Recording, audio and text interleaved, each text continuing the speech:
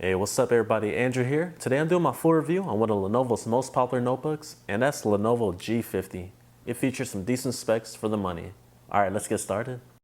The G50 is aimed at someone that wants a budget notebook with solid performance, build quality, and affordability. Like I said earlier, the G50 is Lenovo's most popular budget notebook. You're getting an Intel Core i3 CPU, 4 gigs of RAM, a 1TB 5400 RPM drive, and a 15.6-inch HD display, all for $349. However, keep an eye on Best Buy's weekly specials because you can sometimes find this notebook on sale for $329. The design of the G50 is actually quite familiar. It reminds me of the Lenovo Y50 and the Z51. The exterior features these smooth black plastic curved edges that looks really good. The bottom of this notebook gives you an easy access to your internal components. We'll get more to that later on. The interior features a black plastic palm rest, but the cool thing here are the wannabe brushed metal finish that adds a stylish look to this budget notebook. The top panel of this notebook has this super glossy black border around the display that is also found on the Y40 and Y50. This plastic finish will get scratched up easily, so keep that in mind when opening and closing this notebook. The weight of this notebook comes in at 5.51 pounds, and its thickest point is 0.98 inches.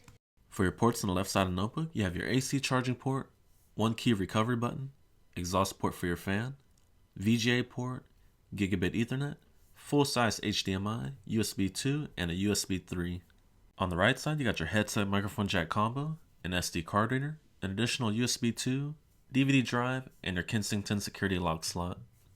The good thing about this SD card reader is it's almost flush mount. The SD card barely sticks out. This will make it easier to throw inside your backpack. On the front, you have your power status LED indicator and your battery status indicator. The build quality on the top panel is good. There's just a tiny bit of flex. Keyboard flex was decent. I did notice some more flex towards the middle section. Overall, the build quality is good for an inexpensive laptop. Display quality was just above average compared to other budget notebooks out there. The Adobe sRGB score came in at 65%, and the Adobe RGB came in at 48%. The G50 is rocking a 15.6-inch TN display with a resolution of 1366 by 768. Color calibration out of the box was way too cool. After using my Spider 4 Pro, the colors were much more natural and warm. Text and images are a tad fuzzy, however just keep your expectations low in regards to screen quality because all these budget laptops suffer from low-end panels. Side-to-side viewing angles from this TN panel were adequate, but vertical viewing angles were very poor. Just make sure you adjust the angles in order to get a good picture out of it. And since this is a glossy panel, be sure to expect plenty of glare from windows and bright lighting. Trackpad performance on most Windows laptops are really not that good. With that being said, the G50 offers decent tracking, and the two-finger scrolling was actually quite responsive. Overall, this notebook rocks a solid trackpad to use on a daily basis. Next up is keyboard performance. The small shake keys offer great tactile feedback, and the key travel is adequate. If Lenovo gave this notebook just a bit more key travel, I would have been quite pleased. The good news here is that you do get a 10-key numeric keypad, a caps lock LED, and a number lock LED. Most budget notebooks usually skimp out on those features, and no, there's not a backlit keyboard. Performance has been rock solid thanks to the power efficient Intel Core i3-4030U. This is an older dual core Haswell chip that is still holding its ground in late 2015. You're getting a base clock speed of 1.9 GHz with no turbo boost. You can expect smooth performance from office applications, HD video streaming, and even some light programming work. At the end of the day, Windows 10 ran pretty smooth on the Core i3 processor. Now if you need more power, Lenovo.com also has the Core i5 model with the latest Broadwell chip, and that model usually goes for $549. CPU temps while running basic productivity applications has been excellent. The average is usually around 42 degrees Celsius, with a high up to 47 degrees Celsius.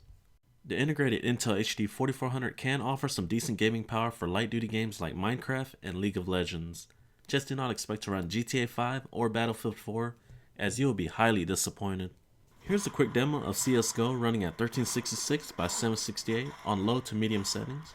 And as you can see here, the game is quite playable. I'm getting around 45 to 50 frames per second, and certain scenes can dip to around 35 to 40.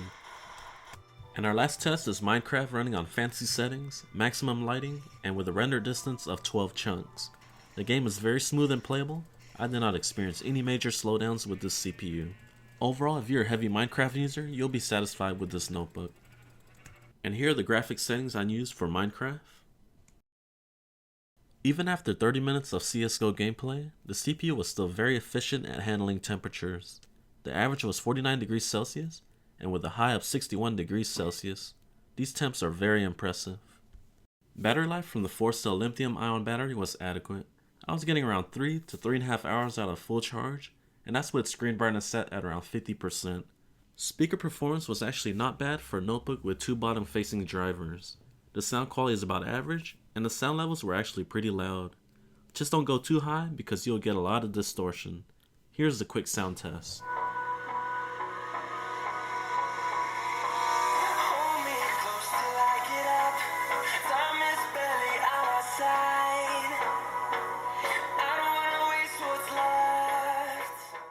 The webcam quality from this notebook was horrible. I had some good lighting during this test, but the quality was still disappointing. What do you guys think?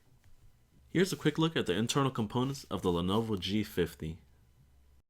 First up is your fan. During light duty work, the fan noise is actually pretty quiet. I never found the fan noise to be annoying or distracting. Even under heavy loads, I was still satisfied with the efficiency and cooling of this fan. The good thing about this notebook is you get 2 DIMM slots for your RAM, and that's a big plus. My model comes with 4 gigs, but for the best performance, go ahead and pop in another 4 gigs. The 2.5-inch 1TB drive is very spacious, but the performance from it can be slow at times. My recommendation is to pop in a Samsung 850 EVO SSD and get this baby rolling. You can usually find the 250GB EVO 850 SSDs for around $84 on Amazon. So let's get to the conclusion of the Lenovo G50. You're getting a solid Intel Core i3 CPU that offers decent horsepower for many applications for students. 4 gigs of RAM that is expandable and so easy to upgrade.